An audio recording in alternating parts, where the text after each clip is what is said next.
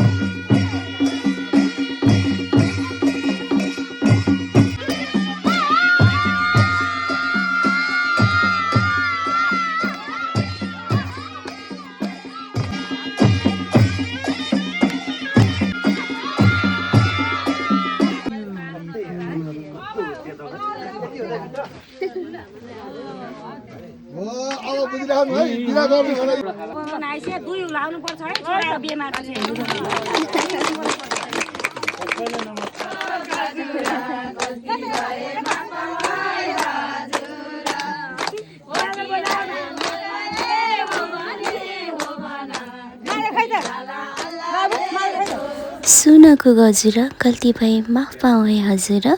Thank you for watching.